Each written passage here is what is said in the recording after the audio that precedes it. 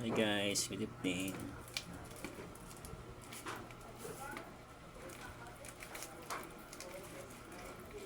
For today's videos guys, magluluto tayo ng inihaw na bangus. Ito guys, may mga ano na ko dito. Kamatis, luya,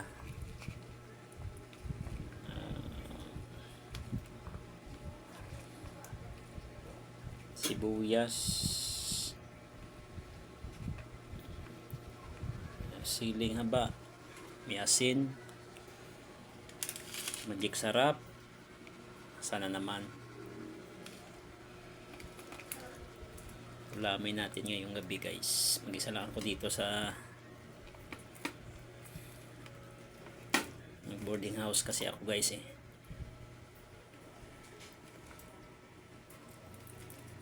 Sarap to guys.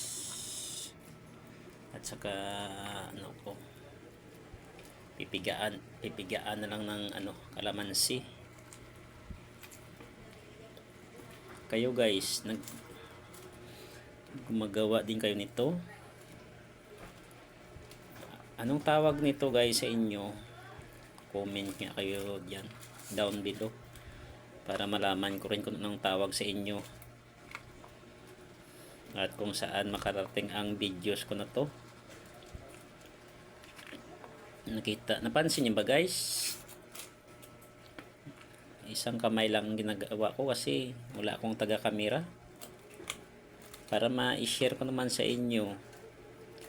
Kahit mag-isa lang ako, nagawa ko talaga guys para may i-share naman ako sa iyo, sa inyong lahat.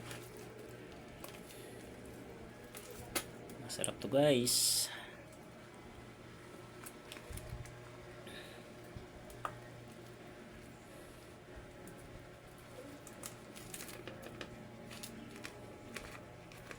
Sobrang malinis naman tong kamay ko guys eh. Nakahugas man ako ng kamay. Ginbrush ko pa ang mga kuko ko para masigurado na malinis ang paghawak ng isda at saka mga nilalagay ko sa loob. Ang iba, kung hindi maubos guys, maipasok sa loob, gagawin ko ito sausawan.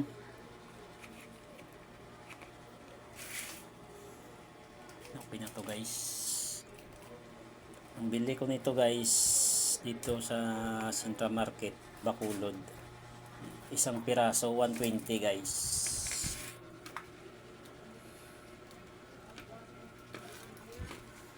Bait naman si 121 to guys eh, 240 ang kilo ngayon ng bangus, sabi ni ate.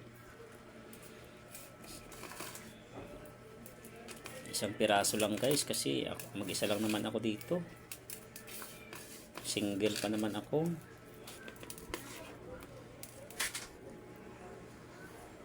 Ko dito guys, kalamansi,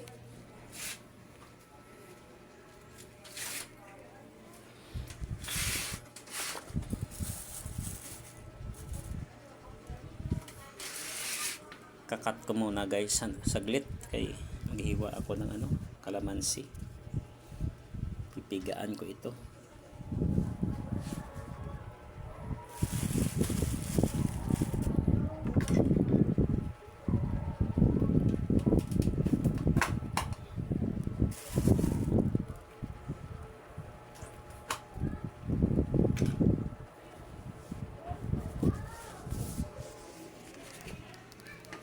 Guys, ang kalamansi, 2 piraso lang guys ang ipiga ko dito. Malinis naman ako magawa ng lalo na sa pagkain. Dapat ang pagkain natin malinis ang paggawa.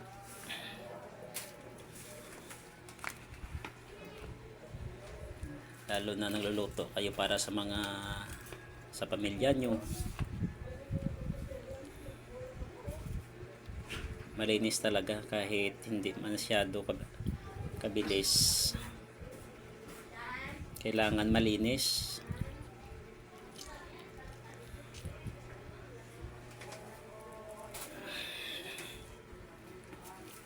Yan na guys, okay na yun.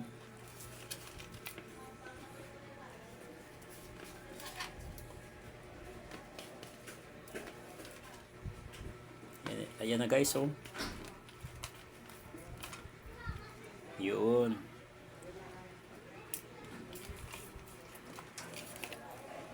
Yan lang muna guys. Iihaw ko ito. Babay muna guys, ha. Ito na guys, oh. Nalagyan ko ng pampasarap sa loob.